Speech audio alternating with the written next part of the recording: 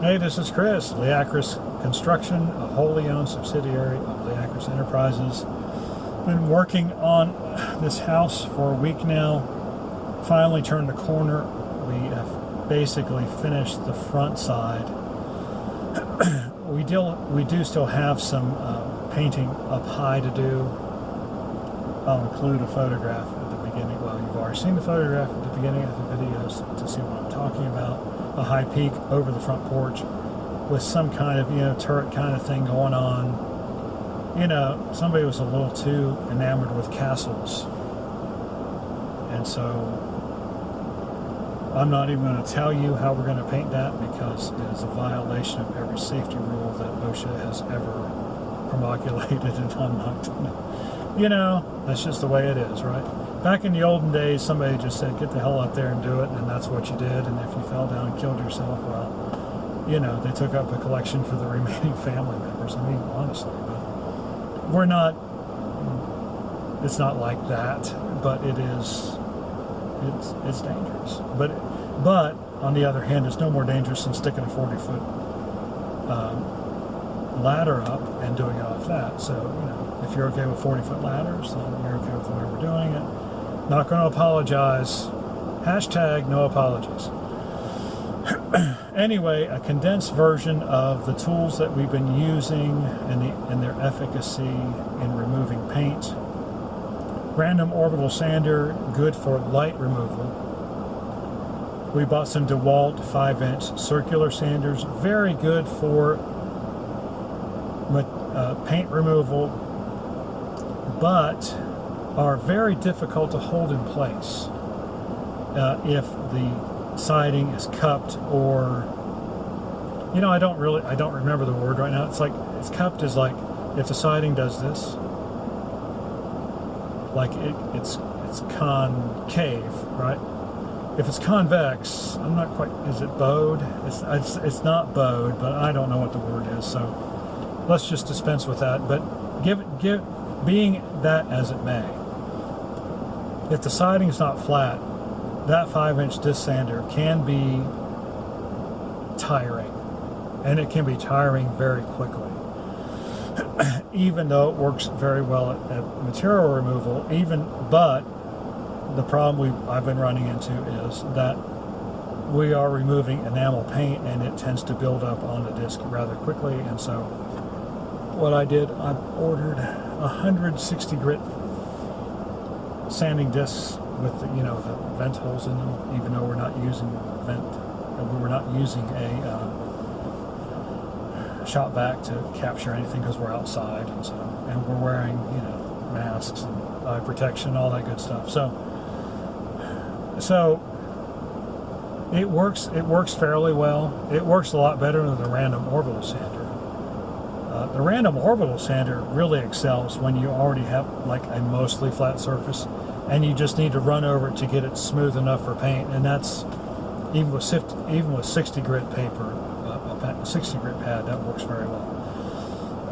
The 5-inch disc sander, I've not had it leave any grooves, but it's tiring. It's tiring to maintain your position. It's hard to keep it from moving around. It's got two, places for it.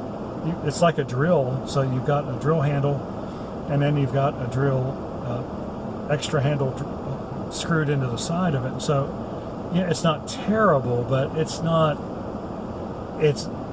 like my orbital sander. I hold it with one hand, and it doesn't careen all over the place. If the siding is flat, I'm sure that 5-inch sander would be easy. But as it is, when you start talking about standing on a man lift for 4 or 5 hours sanding uneven wood, then it's tough. So over the weekend, I went ahead and got a carbide scraper, which is like 2 3/4 inches wide, and I got it at Lowe's. 2 thumbs up for Lowe's. They got stuff. Their customer service, no. And to be fair to the people who work at Lowe's, their customer service doesn't suck because I don't think the people care. I think they just don't feel like. It's like Walmart. It's like the Walmart of big box stores. It's like of home improvement centers. It's like, well, we're going to have one guy covering lumber and doors. We're going to have one person covering paint and electrical stuff. And, you know what I'm saying? I mean, they're like half-staffed. And so I don't blame the people who work there. So if you work at Lowe's, don't take it personally. Your corporation bites. That's just the way it is, and they're out to make as much money as they can. They're doing it on your back. So yes, I am definitely worker-centric in all this, as long as the workers prove their worth. On the other hand, you know, if you're working and you're not satisfied, go start your own business, make your own money. That's the American way, right? Okay, so got this carbide scraper. I will put a link to what it is. It's $15. Took it out to the job site this morning and found that unless the paint thickness is just overwhelming, it is by far the best method to get everything down to a place where it only takes, like, you know, 30 seconds to orbital sand a 5-foot piece of siding. I mean, that's how effective it is. I mean, there were chunks of paint flying off everywhere, and it's like, yeah, it takes some effort, but it's like, if it takes effort and you can see you're getting somewhere. So I would say the overall effort, okay, I would say is comparable to a disc sander. I would say the overall progress is about three or four times faster. I think that's a good way to put it. I'm sweating my ass off, but I'm making progress, and so that spurs me on to make more progress. And because it's hot out, it is 94 degrees out. I left the job at 2 o'clock when it was 95. And so I was able to get a decent amount of work done today. And it's like, I'm tired, but it is remarkable how I didn't think it would work. But I think the secret is you really have to get a scraper with a carbide blade. If you don't have a carbide blade, you're wasting your time. If you have a steel blade, the first time you hit something harder than that steel, it's going to chip. It's going to get a nick in it, like there's a bunch of siding, finish nails sticking out of the siding. It would just get a big notch in it, and you'd be killing yourself for nothing. So the scraper was $15. I got a 5-pack of carbide blades. I've not changed the first blade, and each blade has 2 sides. So I got a 5-pack of blades for $6, and so I think I'm pretty much good for the rest of the building. So I just thought I'd share my experience with you. And so my preferred method as of now is to scrape the siding down and the corner boards and the window boards, whatever you call those, because I'm too tired to think. Scrape those down with that scraper, and it really, even if it's not taking out chunks of paint, it is literally scraping off layers of paint. So it's making the surface flat. That is the deal, right? Because people say, well, why don't you assume it down until it's flat? Well, okay, that's what this tool does. And so I do that. So I've done that. I've scraped it down. Of course, this is an old house, so there are exceptions. I mean, it's harder than if it was a house built in the last 20 or 30 years. I mean, it'd be super easy. You just run the scraper across there and you'd be done. I mean, literally.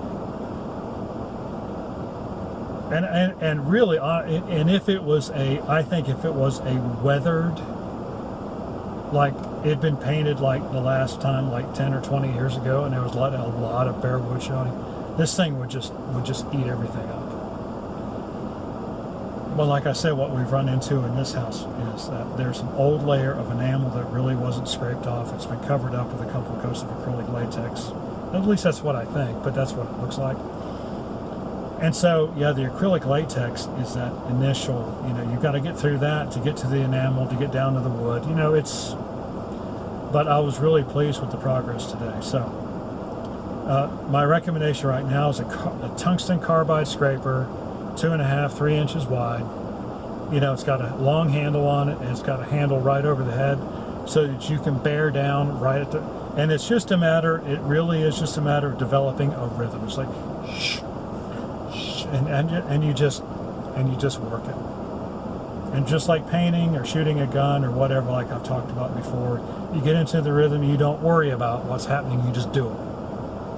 And let the results come by themselves. And so, just I share that with you, since I'm suffering out in the hot July sun here actually Southern Virginia. I don't know if it's actually hotter here in central North Carolina or not, but anyway, if you have any questions or comments, leave them in the section below. I am working on my tan, by the way, not by choice. I think my nose is pretty red, and my head feels like it's burning. Leave them in the section below. Like and subscribe if you'd like to donate to my Headburn Fund. Feel free. I'll send you my PayPal address. Like and subscribe. We appreciate when you do. We'll see you on the next video.